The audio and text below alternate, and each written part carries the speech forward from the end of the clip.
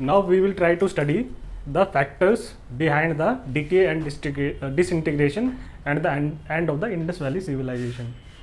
तो कौन कौन से फैक्टर्स और प्रोबेबल कॉजेज थे इंडस वैली सिविलाइजेशन के डिमाइज के लिए, उसके लिए जो अगेन कोई कंसेंसस नहीं है डिफरेंट स्कॉलर्स में कि क्या फैक्टर्स रहे होंगे. तो डिफरेंट हिस्टोरियंस, डिफरेंट स्कॉलर्स ने अपनी अलग अलग थियरीज दी हैं. तो हम वो थियरीज पढ़ने की कोशिश करेंगे कि किस वजह से did the Indus valley civilisation came to an end.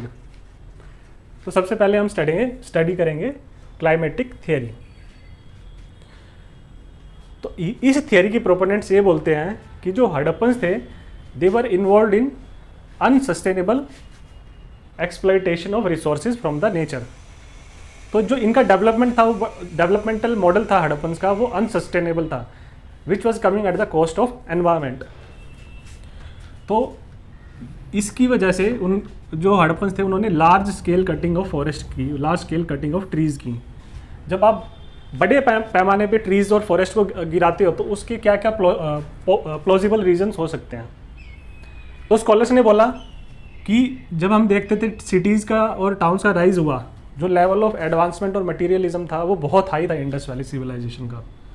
तो पक्का ब्रिक्स, जब हम स्टैटिस्टिक्स देख रहे थे, मिलियंस में यूज़ हुई है. तो ये जो पक्का ब्रिक्स बनाने के लिए फायर का यूज़ हुआ होगा, तो फायर के लिए वुड कहाँ से आया होगा, तो वुड आया होगा फॉरेस्ट से. तो एक ये फैक्टर है, ये पॉसिबल कॉज है जिसकी वजह से लार्ज स्केल ऑफ कटिंग और large scale cutting of trees और large scale cutting of forest हुआ हो. सेकंड, हमने देखा कि जो हड़प्पन्स थे वो एग्रीकल्चर भी प्रैक्टिस करते थे. तो जब आप एग्रीकल्चर प्रैक्टिस करोगे तो आप फॉरेस्ट की कटिंग करोगे और लैंड यूज़ चेंज होगा और फॉरेस्ट को फील्ड्स में, एग्रीकल्चर फील्ड्स में कन्वर्ट करोगे. तो अगर आपको एग्रीकल्चर प्रैक्टिस करना है तब भी आपकी large scale cutting of trees और फॉरेस्ट हुई होगी. जो लास्ट कॉज था उसका ये था कि हड़प्पन्स डोमेस्टिकेट करते थे कैटल को. जब कैटल की जो ग्रेजिंग हुई होगी, अगर वो लार्ज स्केल पे ग्रेजिंग होती है तो उस एरिया का पूरा आपका वेजिटेशन कवर जो है, आपका जो ग्रासेस हैं वो पूरा का पूरा डिस्ट्रॉय हो जाएगा. तो आपका जैसे ही वेजिटेशन कवर डिस्ट्रॉय हुआ और यहाँ से जैसे आपके फॉरेस्ट कट हुए, तो ट्रीज़ और ग्रास जो है, ट्रीज़ और वेजिटेशन कवर आपका सॉइल को बाइंड करके रखती है. तो जैसे ही ये कट होते हैं तो आपका सॉइल इरोजन होने लग जाएगा due to wind and water, और उसकी वजह से आपका लैंड जो है वो डिग्रेड कर जाएगा, डेजर्टिफिकेशन का प्रोसेस होना स्टार्ट हो जाएगा. तो जब इतने बड़े स्केल पे आप लार्ज ट्रीज़ और फॉरेस्ट को कट कर रहे हो तो इसकी वजह से आप जो हड़प्पन्स जो थे उनके टाइम पे जो हाइड्रोलॉजिकल साइकिल थी, जो रेनफॉल साइकिल थी, वो डिस्टर्ब हो गई.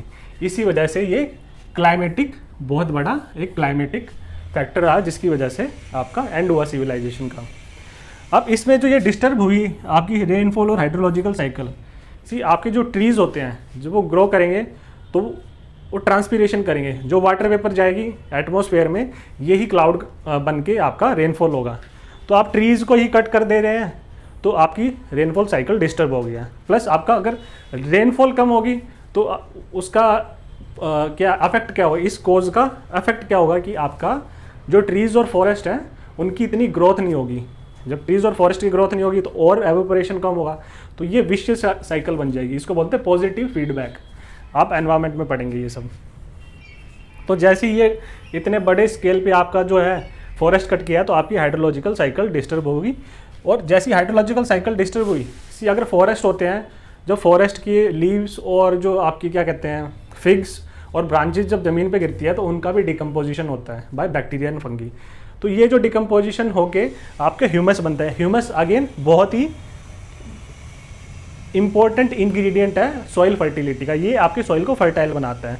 तो इन तीन वजह, और ह्यूमस आपका प्लस सॉइल फर्टाइल के अलावा आपकी वाटर होल्डिंग कैपेसिटी सॉइल की उसको भी बढ़ाता है. तो ये जो तीन फैक्टर्स हैं आपका डिफोरेस्टेशन, वेजिटेशन कवर और ह्यूमस जाने से और प्लांट्स जाने से आपका पूरा का पूरा जो लैंड है उसका डिग्रेड करके डेजर्टिफिकेशन हो गया. तो आप कंटेम्प्रेरी टाइम्स में देखेंगे तो पूरा जो सिंध रीजन है वो एरिड रीजन है और सेमी एरिड रीजन है. गुजरात आपका पूरा एरिड सेमी एरिड है. फिर हमने देखा राजस्थान का थार डेजर्ट और पाकिस्तान का जो एडजेसेंट है चोलिस्तान, वो पूरा का पूरा डेजर्टस, एरिड और सेमी एरिड रीजन है. जबकि अलेक्जेंडर के साथ जब सिकंदर आया था इंडिया में 3rd सेंचुरी BC में, तो उसके हिस्टोरियंस और जोग्राफर्स ने ये लिखा है कि उस टाइम पे जो सिंध था बड़ा फर्टाइल रीजन है, जबकि आज के टाइम पे तो ऐसा है नहीं। तो ये थियरी ये जो है, जो अलेक्जेंडर के हिस्टोरियन का अकाउंट इस थियरी को सपोर्ट करता है। अब हम इसका थियरी का कंट्राडिक्शन और क्रिटिसिज्म देखेंगे। एक क्रिटिसिज्म ये है कि हम कंटेम्प्रेरी टाइम्स में तो हम देख सकते हैं कि 7 बिलियन 8 बिलियन पॉपुलेशन होने वाली है अब, तो इतने जो लार्ज स्केल पर अगर पॉपुलेशन होगी तब तो आपका जो nature of exploitation of resources हैं, जब आप जो है अपना जो नेचर को इतने लार्ज स्केल पे एक्सप्लॉइट कर सकते हो कि आपका पूरा का पूरा एनवायरनमेंट डिग्रेड हो जाए। लेकिन उस टाइम पे पॉपुलेशन की डेंसिटी जो थे वो इतनी नहीं रही होगी कि आपका पूरा का पूरा एनवायरनमेंट को ही डिस्ट्रक्शन हो जाए। प्लस आप ये जो थियरी है ये ओल्ड एनसीईआरटी में दी हुई है। आप न्यू एनसीईआरटी में देखोगे तो हमने ऑलरेडी मेंशन किया है, तो एग्रीकल्चर था उसमें ये लिखा हुआ है कि जो रीजन था गुजरात का और सिंध का, उसको एरिड और सेमी एरिड रीजन ही लिखा हुआ है। तो ये इसका क्रिटिसिज्म हो गया इस थियरी का। उसके बाद सेकंड थियरी आई कि सिविलाइजेशन का एंड कैसे हुआ इंडस वैली का।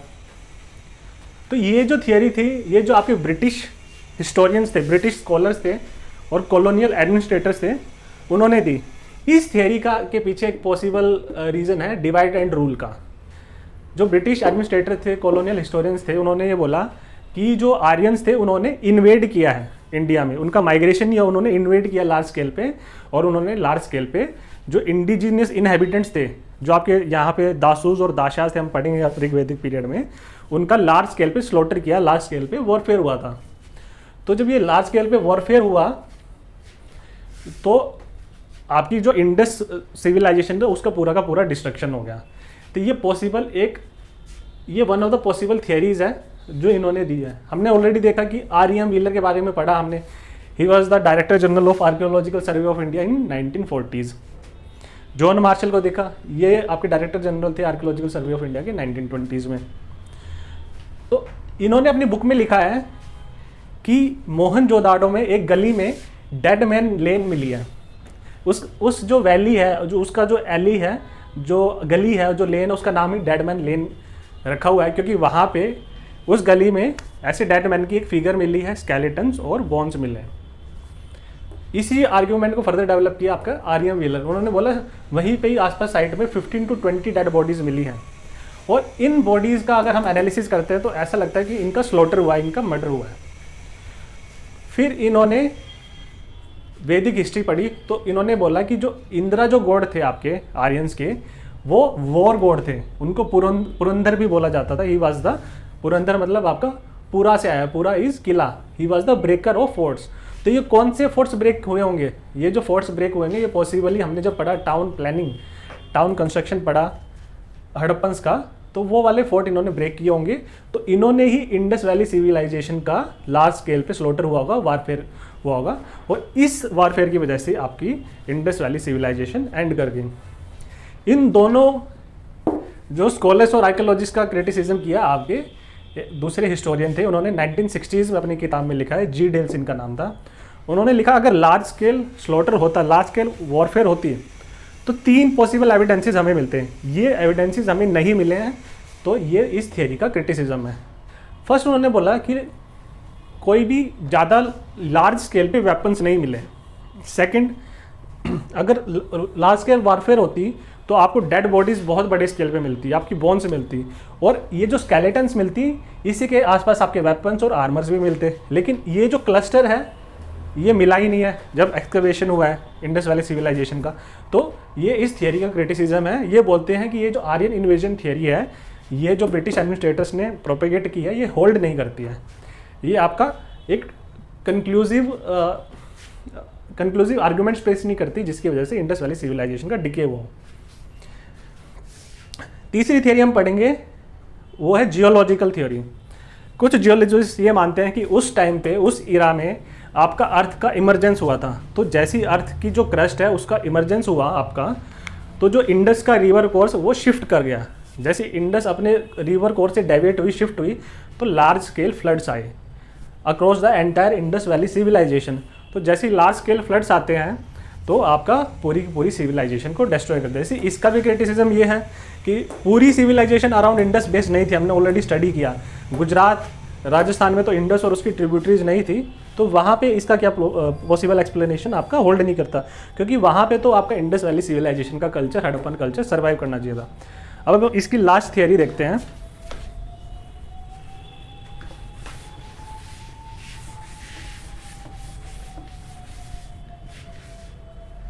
लास्ट थियरी है, उसको बोलते हैं लाइफ साइकिल ऑफ सिविलाइजेशन।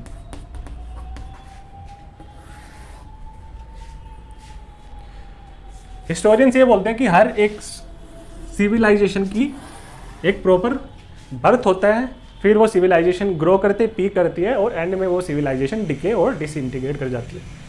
तो ये उसका ग्राफ होता है। तो उन्होंने बोला कि सिमिलर पॉसिबिलिटी ये है कि सिमिलर जो लाइफ साइकिल जो रही होगी, ये सिविलाइजेशन आपकी इंडस वैली सिविलाइजेशन में भी रही होगी। ये आपकी बर्थ स्टेज है, ये आपकी मैच्योरिटी स्टेज है, और ये आपकी डिसइंटीग्रेशन डिके स्टेज है। हमने देखा कि हड़प्पन फेसेस देखे तो हमने देखा कि एक था अर्ली हड़प्पन फेस, वो आएगा आपका यहाँ पे स्टार्टिंग में बर्थ स्टेज में। फिर आपका जैसे जैसे कल्चर, जैसे जैसे आपकी जो सिविलाइजेशन और मैच्योर करेगी तो ये आपकी पीक पे पहुंचेगा, तो ये आ गया मैच्योर हड़प्पन फेज। फिर हमने लास्ट में देखा कि ये सिविलाइजेशन जैसे जैसे डिके करने लग जाएगी, डिसइंटीग्रेट करने लग जाएगी, इसको बोलते हैं हम लेट हड़प्पन फेज। तो ये जो थियरी है, ये यूनिवर्सल थियरी है, ये हर एक सिविलाइजेशन के लिए होल्ड करती है। ये थियरी ये बोलती है कि जैसे एक इंडिविजुअल ह्यूमन बीइंग है, वो स्टार्टिंग में इन्फेंट रहता है, फिर ग्रो होता है, यूथ में जाता है, फिर धीरे धीरे करके वो पूरा मैच्योर अपने पीक लेवल में पहुंचता है। उसके बाद वो डिके और डिसइंटीग्रेट करेगा और आपकी ओल्ड एज आ जाएगी, उसके बाद उसकी डेथ हो जाएगी। तो सिमिलर जो साइकिल है आपकी सिविलाइजेशंस, डिफरेंट सिविलाइजेशंस फॉलो करती हैं। लेकिन ऐसा क्यों होता है कि ये ग्रोथ हो रही है फिर ये डिके हो रही है? ये लग तो बड़ा नेचुरल हो रहा है, लेकिन ऐसा है क्यों? सोशियोलॉजिस्ट ये बोलते हैं कि जब आपका इनिशियल सिविलाइजेशन ग्रो करती है तो उसके लिए रूल्स सेट होते हैं, इंस्टीट्यूशन सेट होते हैं। ये जो रूल्स और इंस्टीट्यूशंस हैं, ये आपकी जो सिविलाइजेशन को एक तो स्टेबिलिटी देते हैं, आपकी सिविलाइजेशन और आपकी सोसाइटी को ऑर्डर देते हैं, स्टेबल बनाते हैं आपकी सोसाइटी को। जैसे जैसे लोग ये रूल्स और आपका जो बिहेवियर है वो पैटर्न हो जाता है, वो स्ट्रक्चर्ड हो जाता है as per this rules and institutions, तो ये आपकी एफिशिएंसी में कंट्रीब्यूट करते हैं। तो धीरे धीरे करके आपकी सिविलाइजेशन ग्रो करने लग जाती है। एक पॉइंट ऑफ टाइम ये आता है कि ये जो रूल्स और इंस्टीट्यूशंस हैं ये आउटडेटेड हो जाते हैं। जो रूल्स, जो इंस्टीट्यूशंस ने टाइम के साथ आपकी ग्रोथ में एड किया, यही रूल्स आपके एक पॉइंट ऑफ टाइम तक आपका एड करेंगे। एक पॉइंट ऑफ टाइम के बाद अगर आप सिमिलर रूल्स को ही, ओल्ड रूल्स को फॉलो करते रहेंगे तो आपका टाइम के साथ चेंज नहीं होगा, तो आप कहीं ना कहीं आपकी सिविलाइजेशन फॉसिलाइज्ड हो जाएगी, ओल्ड हो जाएगी।